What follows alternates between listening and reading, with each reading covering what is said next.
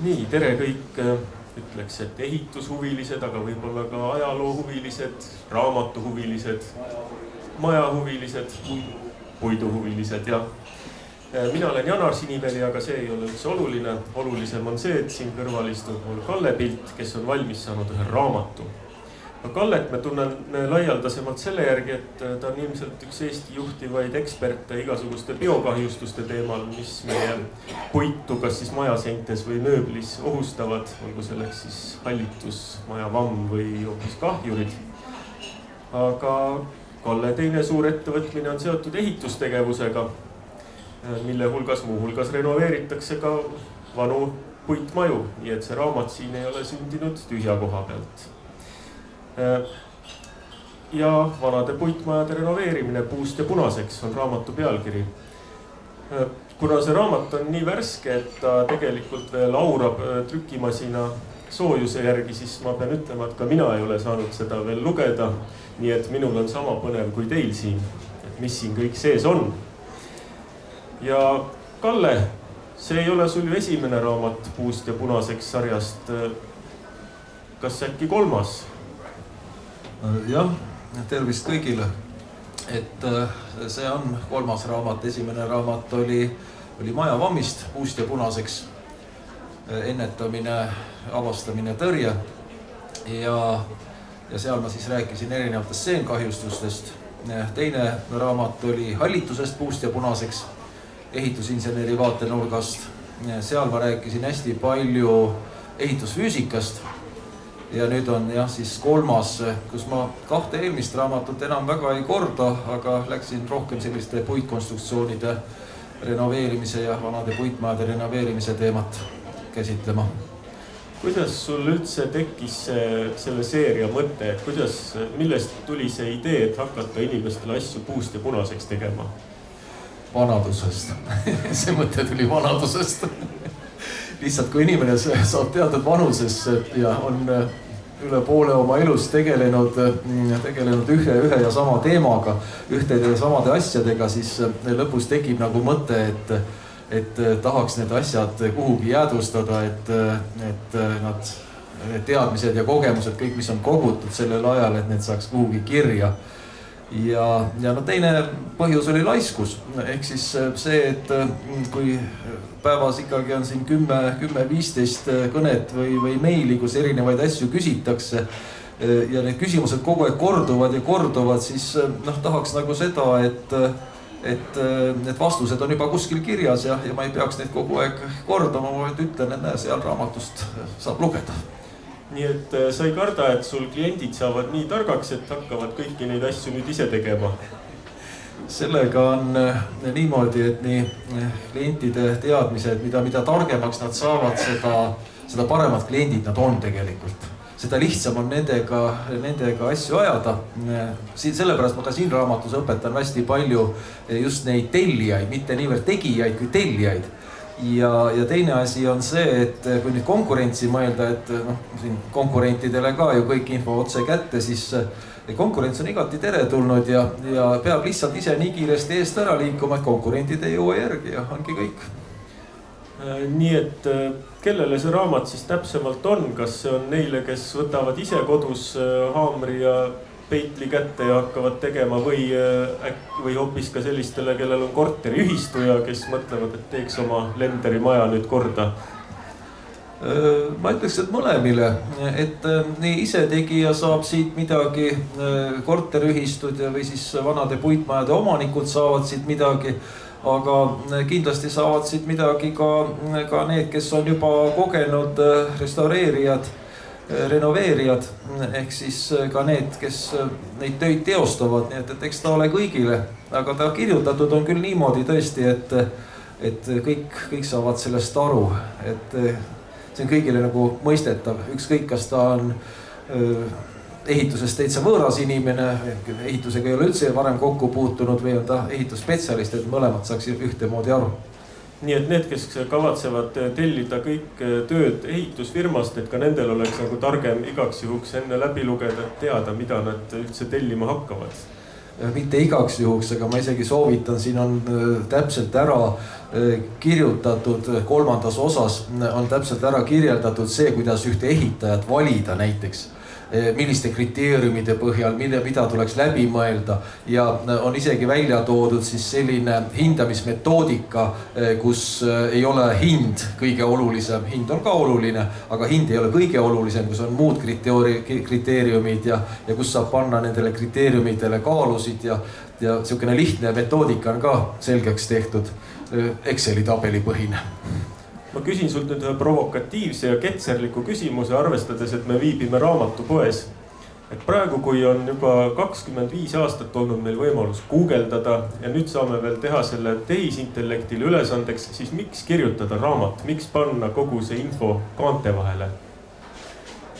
Selle tehisintellektiga on ja guugeldamisega natukene probleem. Ma ise kasutasin ka pisut siin tehisintellekti raamatu juures, mitte küll kirjutamise juures, aga ma kasutasin seda ideede otsimise juures. Ehk siis ma panin teema, küsisin, mida tehisintellekt sellest arvab mingist küsimusest, siis ta pani mingisugused vastused ja ma lihtsalt vaatasin, kas mul need mõtted on juba läbi käidud või ma peaks veel midagi täiendama. Ehk siis ma otsisin pealkirju pealt pigem sealt. Aga mis nagu tehisintellekti puutub, siis teadupoolest arvuti võtab ju oma informatsiooni olemasolevast andmebaasist ja see olemasolev andmebaas on küllastunud reklaamidest. Ehk siis ehitusvaldkonnas on domineerivad mitte teadusartiklid, vaid on domineerivad reklaamid. Ja see tähendab seda, et ta tegelikult on turunduse poole kaldu. Kogu see informatsioon, mis tehisintellekt ehitusvaldkonnas annab, on turunduse poole kaldu. Ja paraku ei saa seda väga usaldada. Kui võrrelda näiteks juristidega, siis juristidel on tehisintellekt palju rohkem kasutatav. Sellepärast, et seal on need kohtulahendid ja kõik on otse avalikud ja keegi ei turunda seal midagi. Ehk siis seal see informatsioon on objektiivne, aga ehitusvaldkonnas tehisintellekti antud informatsioon ei ole objektiivne kahjuks. Ja siis vist võib veel seda ka öelda, et tehisintellektilt peab kõigepealt oskama küsida, et ta vastaks. Seda loomulikult ka, jah, seda loomulikult ka. No sa oled nüüd oma töö tõttu käinud ilmselt aastate jooksul sadades kodudes, sadades puitmajades. Kas oskad välja tuua mingisugused levinumad või koloriitsemad olukorrad, kus mõni vale töövõte on ka parimate kavatsuste juures lõppenud sellega, et see maja ei ole nii hästi korda saanud, kui ta võib-olla väliselt paistab? Tegelikult tuhandetes, mitte sadades. Praegu peaks üle 4000 juba olema hooneid. Aga nüüd need kohad, kus kõige rohkem eksitakse, on esimese korruse pärand ja vundament. Ehk siis need lahendused on need, kus ma olen pidanud ikka väga tihti tõdema, et jälle on valesti tehtud. Tehakse vundament korda, aga unustatakse ära, et see vundament näiteks oli ka esimese korruse põranda tuulutuseks ja pannakse kõik kinni, seal kahjustused arenevad.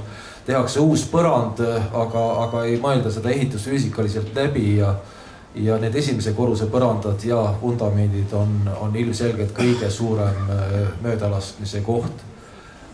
Ja teine, mis on kandekonstruktsioonide muutmine, ehk siis kusagilt võetakse mingit seinu ära, pannakse kuhugi mingeid seinu juurde või pannakse mingisuguseid koormusi juurde, ehitatakse pööningukorruseid välja. Ehk siis see on nagu teine selline kandekonstruktsioonide muutmine, seinad, vahelaed, katused, need on nagu teine probleem, mis nagu, jah. Aga kuidas üldse mõjub puitmaja säilimisele see praegune trend, et kõik need vanad pööningud on korteriteks välja ehitatud? Vanasti seal ju ikkagi oli mõeldud, et seal natuke ulub tuul ja saab pesu kuivatada. Halvasti mõjub.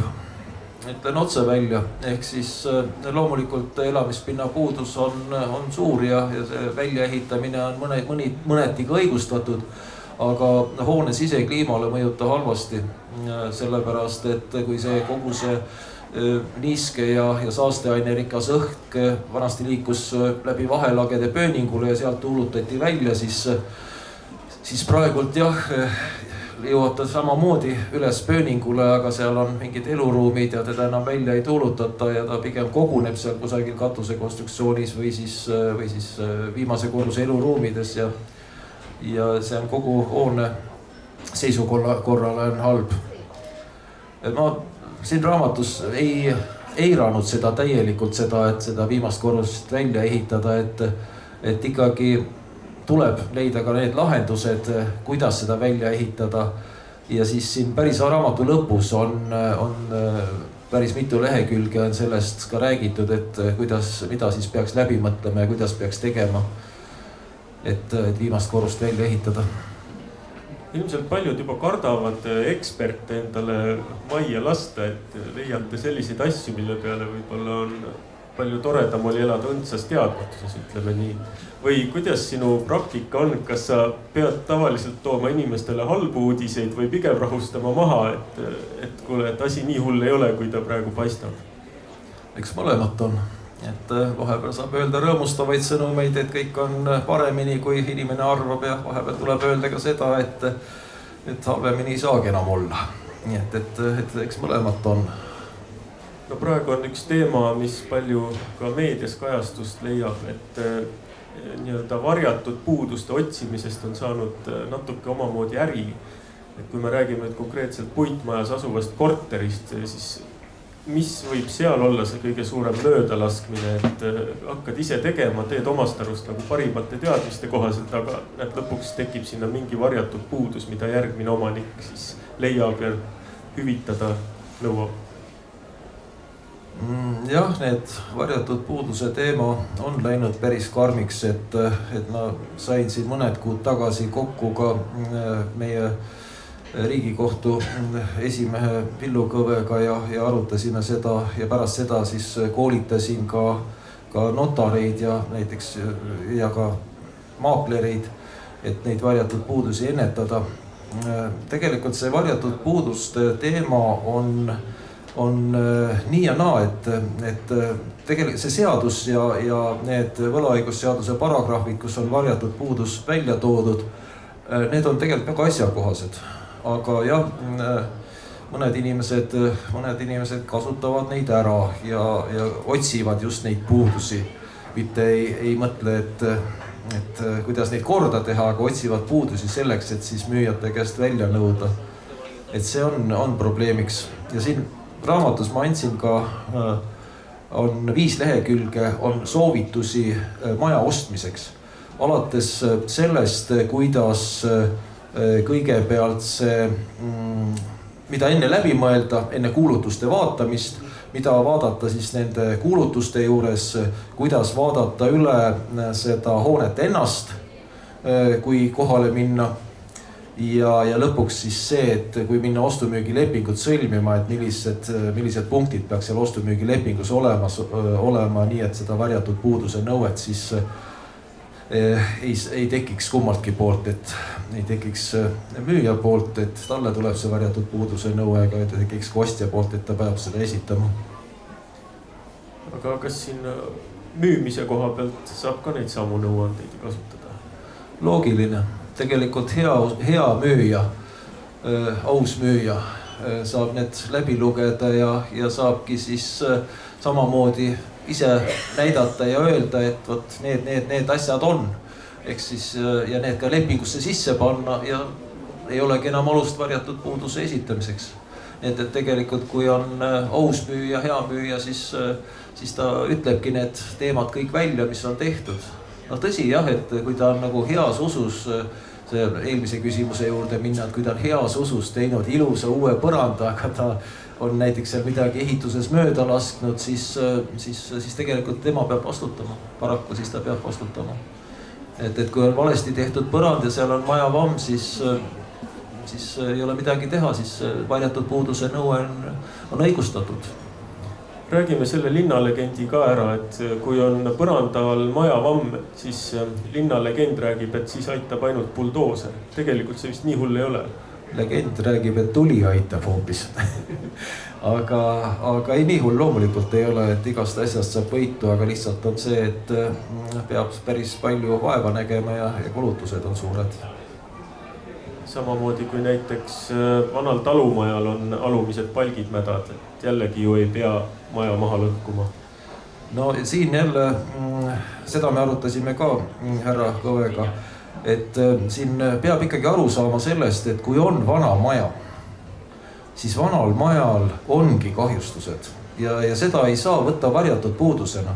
Ehk siis kui on 100 aastat vana maja, siis tal ongi alumised palgid natukene lagunenud, et see on normaalne, see on nagu seaduses või selles võlaõigusseadus paragrahv 77 on öeldud, et see on keskmine kvaliteet. Ehk siis see on tavapärane. Nii et selles suhtes vana maja ostes peabki aru saama, et vanal majal ongi mõned putukaavad kuskil seal puidu sees ja natukene kahjustusi seal alumistes palkides ja see on tavapärane. Nii, kui me nüüd raamatu juurde tagasi tuleme, siis ühesõnaga nüüd me teame, millest siis alustada renoveerimist, ükskõik kas teha seda siis ise või tellida. Me teame, kuidas maja osta või müüa eeldusel, et me tahame seda ausal teel teha. Mida me veel siit põnevat leiame? See raamat on niimoodi üles ehitatud, et raamatus on 3 peatükki. Esimene peatükk on selline, kus räägitakse vanadest puitmajadest ja kuidas nad on ehitatud, millised erinevate puitmajade tüübid on olemas ja on hästi palju kasutatud Arvo Veski raamatuid ja Leo Jürgensoni raamatuid, need, et siinkohal on hea meel öelda suured tänud Arvo Veski lapselapsele Priit Veskile, kes lisaks sellele, et ta lubas oma vanaisa raamatute jooniseid kasutada, lisaks sellele ta andis ka mulle selliseid materjale, Arvo Veski materjale, mida raamatutesse ei ole jõudnudki, nii et see oli väga selline meeldiv koostöö. Need enamus Eesti aja lõpus ja siis ka Nõukogude aja alguses ehitatud majadest on ehitatud just Leo Jürgensoni ja Arvo Veski raamatute ja õpetuste järgi. Siis teine peatükk on hoonete konstruktsioonide seisukorra hindamine. Ja seal on põhirõhk pandud sellele, et igal konstruktsioonil, igal hoone osal on oma funktsioon. Ehk siis kõigepealt peab aru saama, mille jaoks see hoone osa on, mille jaoks on mõeldud vundament, mille jaoks on mõeldud seinad, mille jaoks on mõeldud vahelaed, just see hoone kui terviku seisukohast ja siis alles hakata seda üle vaatama ja mõtlema, et mis sellega edasi teha. Ja seal on teises osas on hästi palju räägitud ka kahjustustest ja kuna mul ilmunud on 2 raamatut, mul on ilmunud raamat Majavammist, siis sellest räägitakse nüüd uues raamatus vähe, on ilmunud raamat Hallitusest, sellest räägitakse ka vähe, aga üks teema on siiani mul käsitlemata jäänud ja see on puitu kahjustavad putukad. Ja kuna puitu kahjustavate putukate osa on nii väike, et ma sellest päris raamatut ei oleks saanud, siis ma panin selle osa nagu siia raamatusse sisse. Ehk siis, et see on nagu siin nagu täienduseks ja see on just selle teise peatüki algus, mis on siis hoonete ülevaatus, et kuidas siis vaadata hoonet üle puitu kahjustavate putukate seisukohast ja kuidas neid siis määrata ja ära tunda. Ja 3. osa ongi renoveerimine, ehk siis alates sellest, kuidas valida ehitajat, kuidas mõelda läbi renoveerimisprojekti, tegevusi ei pea alati olema terve hoone renoveerimine, võib ka osade kaupa renoveerida ja lõpetades sellega, et millised on siis konkreetsed lahendused, et see hoone säilimine ja korras oleks tagatud. Kas me võime öelda, et see on praegu kõige mahukam, ülevaatlikum teos nii-öelda siis puitmajade hingeelu kohta, mis praegu Eestis saadaval on? Ei ole.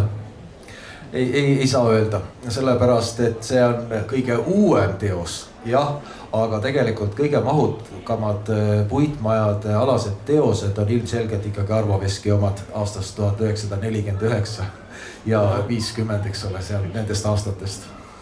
Aga kui me nüüd vaat kui internetti saab asju alati juurde panna ja piinlikumatel juhtudel ka mõnikord ära võtta midagi, siis raamat on kaante vahel ja valmis. Kas sul on pärast trükki minekut ka tulnud meelde, et oi, midagi jäi siit nüüd välja? Siit jäi palju välja, sellepärast et mul oli valida, kas kirjutada 500 leheküljeline raamat ja mis hinna ja kõige poolest läheb nii kalliks, et ja 500 leheküljest vaevalt, et keegi viitsib ka lõpuni läbi lugeda. Või siis teha kokkuvõtlikult, seepärast, et see vanade puitmajade teema, see on nii mahukas, et siin on ikkagi antud siuksed põhitõed, põhimõtted. Aga iga vana puitmaja puhul tuleks vaadata need põhimõtted ära ja siis mõelda konkreetselt just selle maja peale, et mida nüüd selle maja juures tuleb teha. Nii et see raamat tegelikult ei ole niivõrd käsiraamat, et kuidas teha. See raamat on abivahend, et mida tuleks läbi mõelda. Ja, et kust alustada? Kust alustada, mida tuleks läbi mõelda.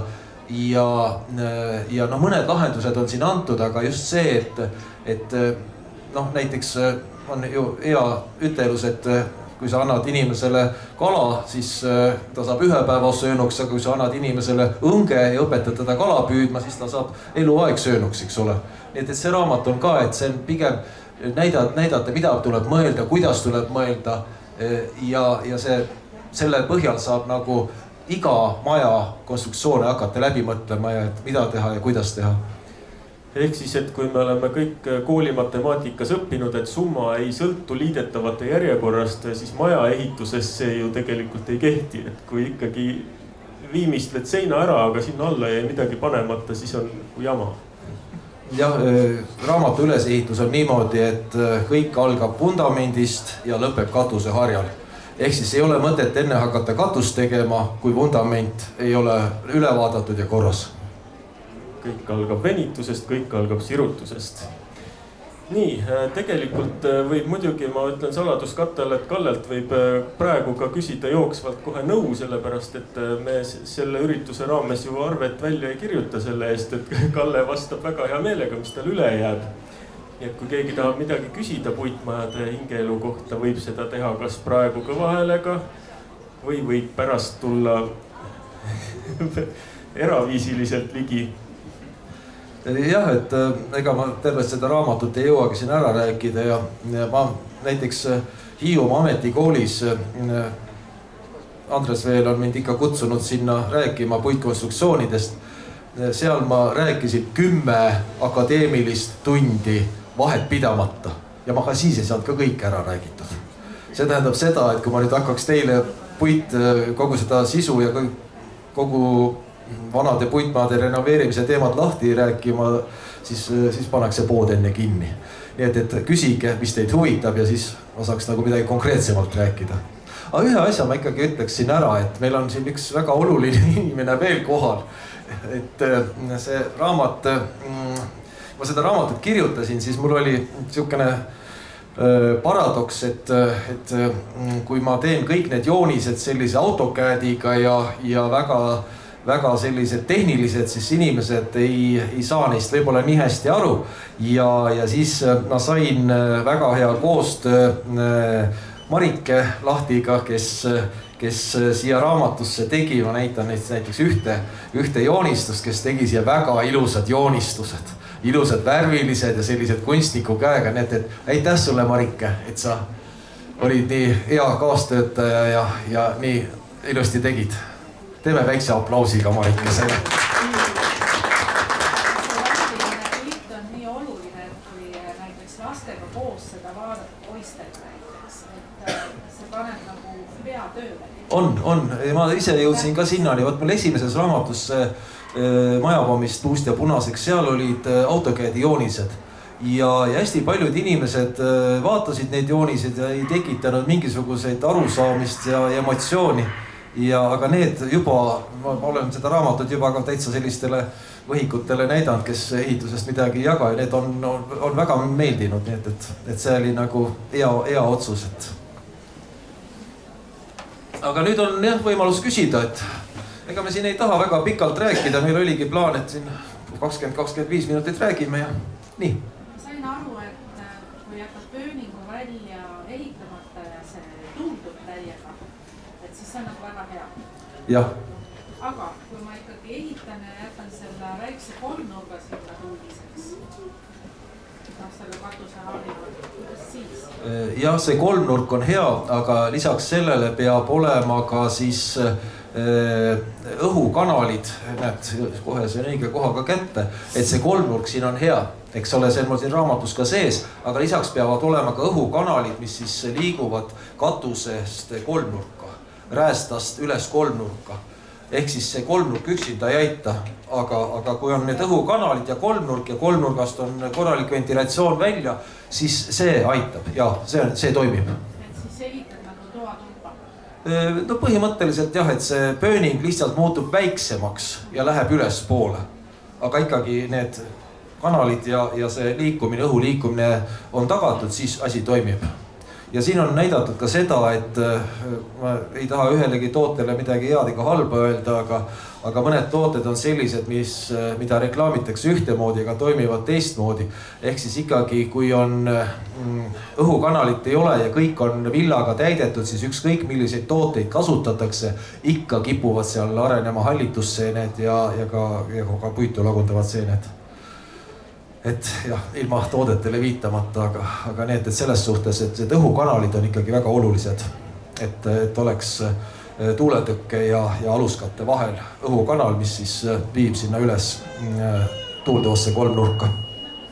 Praegu vist pannakse neid ka hästi palju kipsi alla niimoodi, et praktiliselt kips lähebki peaaegu vastu seda konstruktsiooni juba. Vanasti tehti ju nii, et oli ülemine korrus, siis tehti ikka selline kuubikukujuline karp sinna sisse, nii et selle taha ja katuse vahele jäi päris palju õhku. Jah, siin on nüüd kahte moodi lahendusi. Siin raamatus ma tõin välja sellise lahenduse, nagu vanasti oli, et viimasel korrusel, et ka jäävad sellised, sinna räästa piirkonda jäävad sellised nagu tühjad. Aga tehakse ka seda, et siis ehitatakse täielikult välja, nii et see on võimalik, aga ikkagi need samad õhukanalid, mis tulevad räästast ja lähevad üles katuse harja juurde, siis tuuletõkke ja aluskatte vahel, et need on ikkagi väga olulised mõlemal puhul. Nii. Ma küsiks, talumaja ja selle katus värviti, et kuidas seal see niiskuse ja õhuvahetusega otsad ei olegi, nii nagu vanasti. Katuse värvimine ei mõjuta praktiliselt üldse niiskuse ja temperatuuri liikumise või temperatuuri tasakaalusid. Et jah, et seal sellepärast, et õhk ei liigu mitte läbi katuse katte, aga õhk liigub katuse katte all. Nii et selles suhtes, et see katuse värvimine ei mõjuta. Pigem ma ütleks, et see võib isegi kasulik olla, et selle katuse iga pikeneb. Sellepärast saigi. No vot, väga tubli, hästi läks. Nii, aga veel küsimusi.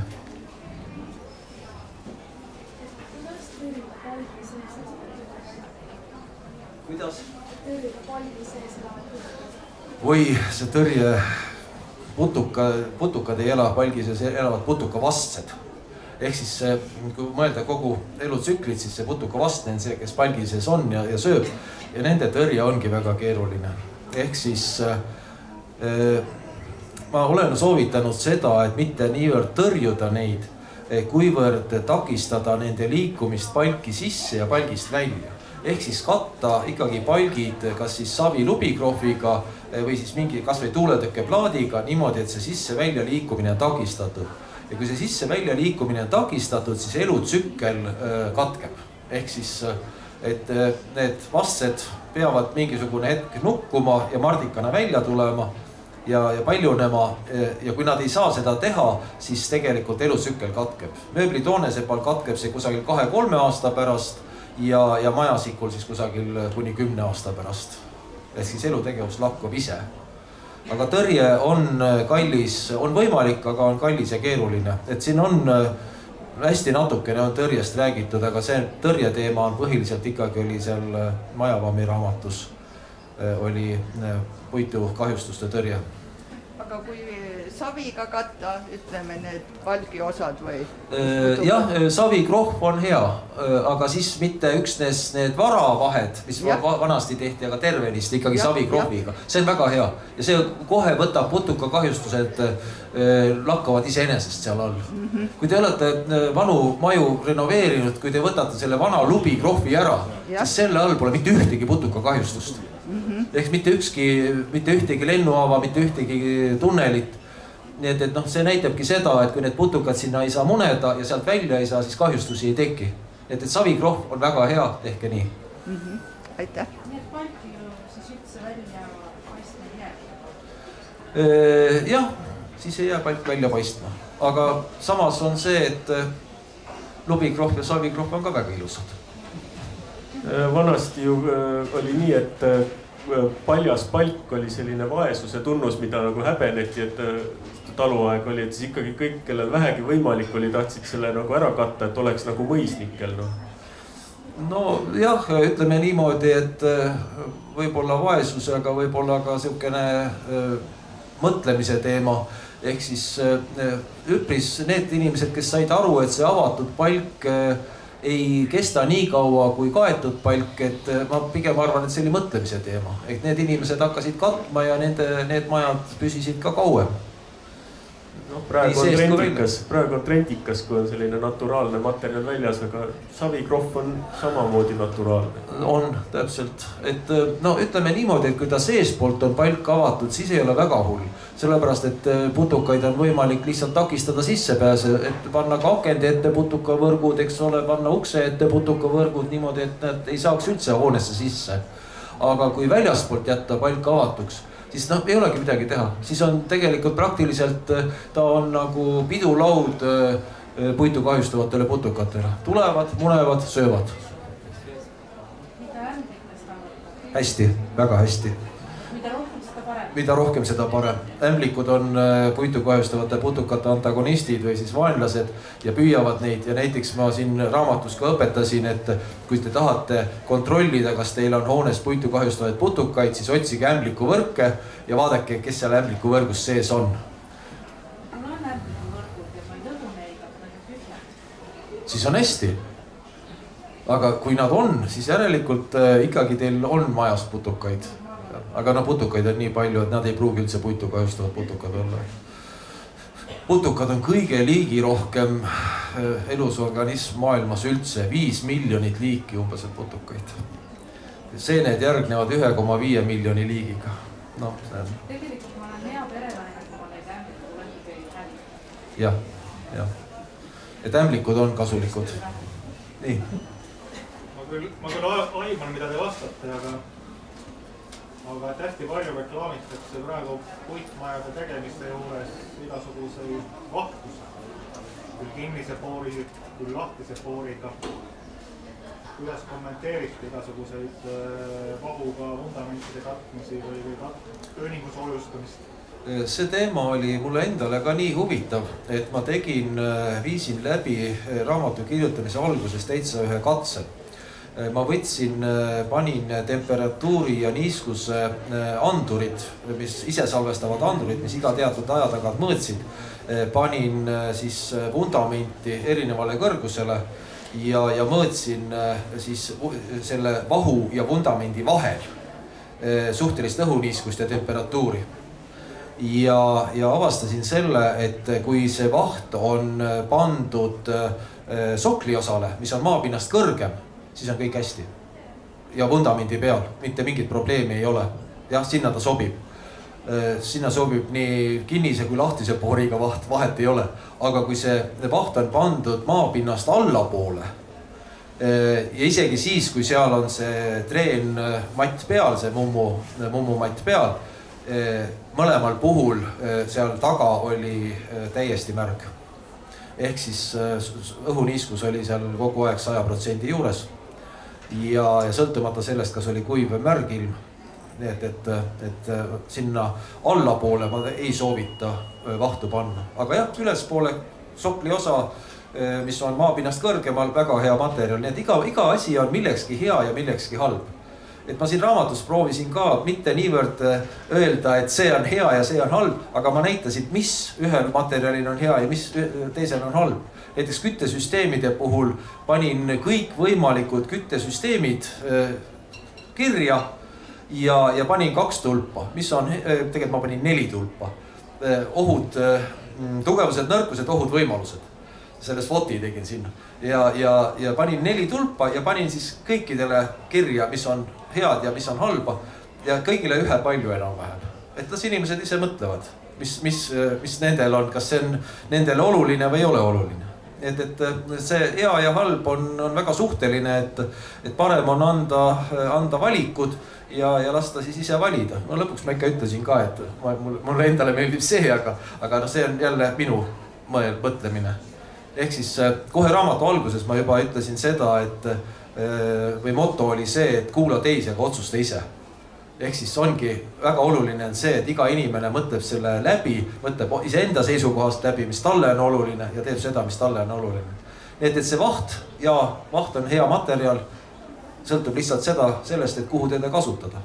Puidu pinna peale vahukihti väljapoole ma panna ei soovita. Nii, veel midagi. Ja. Mul tuleb üks teist laadi küsimus energiatõhususe valdkonda. Ühesõnaga, Eestimaa hoonefond on nagu ta on, meil on väga palju hooneid jäänud maha, neid on vaja taastada või siis lammutada või siis kui taastada, minna edasi renoveerida. Mina majaomanikuna olen selles suhtes natukene keerulises olukorras, et ma tahaks seda kõike teha õigesti, aga nüüd ongi see, et ma teen seda õigesti ja mõtlen ka looduse peale, tahan olla roheline, siis see läheb nii paganama kalliks. Ja kui ma näiteks lähen sealtkaudu, et kus ma saaksin näiteks võimalikku toetust küsida, siis näiteks konkreetselt KredExi nõuded on kohati küll täiesti absurdsed, et kui ma tahaks, et mingit tuge saada, siis automaatselt näiteks ehitajate juurde minnas tuleb juurde arvestada selline ehitaja KredExi koefitsient, mis teeb tööd juba automaatselt kallimaks on. Et kui ma selle pika jutu mõtlen kokku, siis kuidas ma saaksin enda nagu seda maja renoveerimist mõistlikult finantseerida, et ma ei peaks ennast näiteks lõhki laenama, teiseks, et mul paistaks ka mingi normaalne tulevik kuskil ja kust mingisugust toetust võib-olla saaks? Et kui nüüd alustada otsast, siis kõige parem investeering teie maja renoveerimiseks on selle raamatu ostmine. Mul on tellitud, ei ole jõudnud. Kohe jõuab, seepärast et mul assistent saadab neid praegult täie tempoga välja, väga paljudele on jõudnud ja jõuab ka teile. Et see raamat ei ole energiatõhususe põhine. Ehk siis ma ei saa öelda, et ma olen energiatõhususe fänn, aga samas ma saan aru ka sellest, eks ole, et hooned peavad olema soojapidavad, ehk siis et see soojusläbivus peab väiksem olema. Energiatõhususest on siin juttu olnud. Ja kui mõelda nüüd seda, et kuidas nagu võimalikult keskkonnasõbralikult lahendada energiatõhususe teemat, siis minu seisukoht on see, et teha nii vähe kui võimalik. Ehk siis ei mitte minna KredExi pakutavat täispaketti mööda, mis on kus täis sundventilatsiooni soojustagastusega ja arvud igal pool ette antud. Et mitte minna seda teed, vaid teha nii vähe kui võimalik, sellepärast et igasugune tarbimine on looduskeskkonna ja elukeskkonna kahjustamine.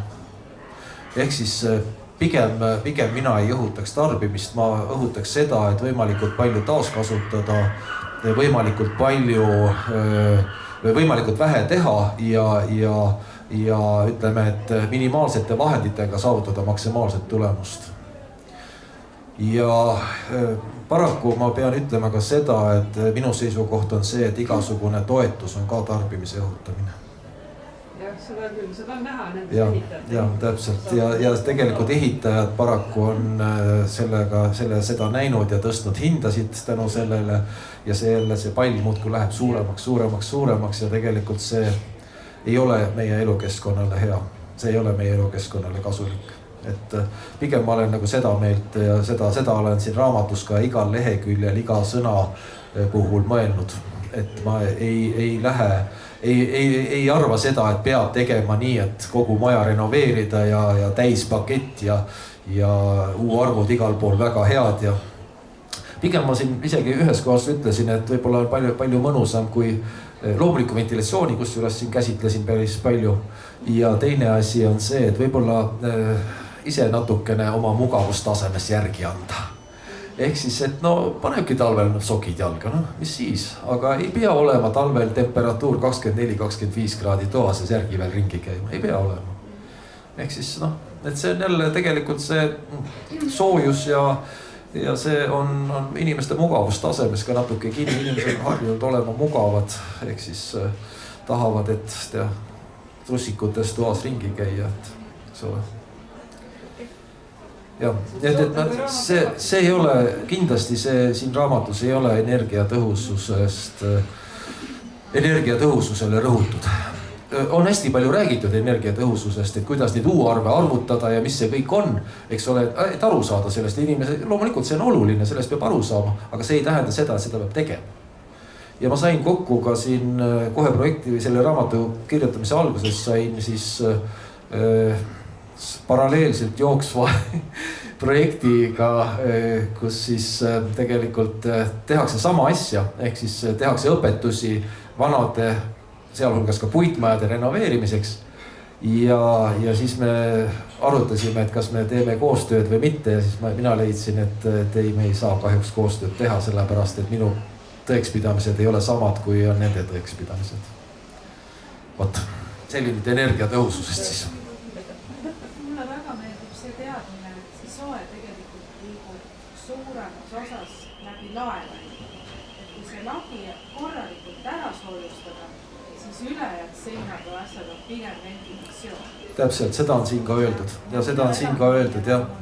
Et kaks kõige suuremat soojusläbivuse allikat on lagi, siis ütleme pööningu ja viimase korruse vahelagi ja teine on avateited. Ehk siis need on kaks kohta, kus siis soe välja liigub, et seinte soojustamine, eriti kui need on palkseinad, eriti kui need on korralikult varatud palkseinad, ei anna absoluutselt head efekti. Pigem tasub sinna peale panna tuuletõkke, seda mitte niivõrd soojustuseks üksnes, kuivõrd selle õhu läbivusest, et õhu liikumine ei oleks liiga intensiivne ja et putukad ei saaks sinna palki ka oma mune sisse panna, et need vastsed ei hakkaks see palki kahjustama. Avatäited. No minul kui aknad vanad palkmajale paigaldati, puitaknad, siis ikkagi kasutati seda makrofleksi seal akna ümber. Aga tänaseks mul jäi väljapoolt ilusalt need istud veel panemata, tänaseks on see makrofleks seal pudi ja kollaneks. Nüüd, kui ma hakkan neid aknaavasid ikkagi kinni panema, mis ma teen? Kas lasen seda makrofleksi sinna juurde või mis ma teen selle pudisega makrofleksi? Või kuidas ma täidan need palgi ja akna vahel? Montaaživaht ei ole negatiivne, kui ta ongi vuuke täidetakse või tühimikke täidetakse. Siis ta ei ole negatiivne palgile, ta ei tee mitte midagi halba ja ta on igati asjakohane, näiteks aknapiirete tihendamiseks ta on igati asjakohane. Nii et ise jah, võib rahulikult lasta ja võib ka siis sinna liistud peale panna ja kindlasti see vahu laskmisel on oluline see, et ta oleks ka hästi ühtlaselt lastud, et sealt kuskilt vahelt läbi ei puhu, nii et see on jah igati asjakohane, et ei ole mitte midagi paha. Et siin ühelt poolt ma ei ole väga selline energiatõhususe fänn, aga teiselt poolt ma ei pea õigeks ka seda, et kõiki uusi materjale eiratakse või eitatakse. Et see jah, veel kord, montaaživaht on tegelikult oma kohtades on väga vajalik. Loomulikult linatakuga oleks veel parem. Nii. Ja võib-olla kommentaariks, et kui Kalle Pelk mainis, et tegi mõõtmisi, siis meie tegime ka mõõtmisi kõrvuti Pööningu korterid ehitades. Mina panin takuga, naabrimees pani vahuga ja termopilt oli takuga parem. Et see on reaalne test. See kõige rohkem ei sõltu niivõrd materjalist, kui sõltub sellest, kuidas ta paigaldada. Kui ta on ikkagi korralikult paigaldatud, ühtlaselt paigaldatud, siis see on hästi oluline. Teine asi, et kui 10 aastat hiljem pilt teha, kui oleks huvitav olnud. Ja. jah. mul oli Norras on üks kolleeg Johan Matson, kes ka renoveerib vanu maju ja kes tegeleb siis hoonete biokahjustustega. Mükotiim on tema ettevõte, siis tema tegi sellise asja, et pani mingisse 10 majja igale poole need andurid mõõtma. Ja siis vaatas, et kuidas oli ehitatud ja kuidas tulemused olid. Ja mulle endale meeldib ka hästi palju mitte niivõrd kuulata seda, mis müüjad räägivad või need ehitusmaterjalide tootjad räägivad, kuivõrd ise üle katsetada kõik. Praegult on mul katsetamisel Thermoprof ehk siis kivimaja, suur maakivimüür, eks ta oli mingisugune 50 sentimeetrit maakivimüür ja seespoolt kaetud Thermoprofiga ja siis mul on pandud andurid sinna Thermoprofi taha ja Thermoprofi ette ja sisse ja välja ja siis ma mõõdan, et kui palju see Thermoprof aitab ja kuidas siis see niiskuse ja temperatuuri tasakaalud seal muutuvad. Et see ise katsetamine, ise uurimine on nagu kõige põnevam. Et ehitusmaterjalide tootjad ja ka müüjad, nad teevad ka katsetused, aga nad kipuvad mõned asjad rääkimata jätma ja mõnele asjale eriti rõhku panema, et sõltuvalt sellest, et mis müügile kasulik on.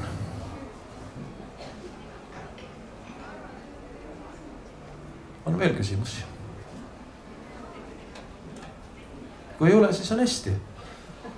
Aga te võite alati mulle kirjutada, sellepärast, et ma kindlasti vastan kõikidele meilidele ja ma ei saa lubada, et ma vastan seda kohe tunni aja jooksul, aga ma vastan esimesel võimalusel ja minu eesmärk on ilmselgelt see, et võimalikult paljud Eesti puitmajad, et need vanad väärikad puitmajad saaks säilitatud ja saaks hästi renoveeritud.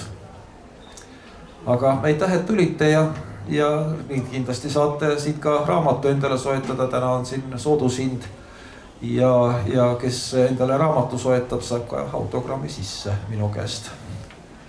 Aitäh!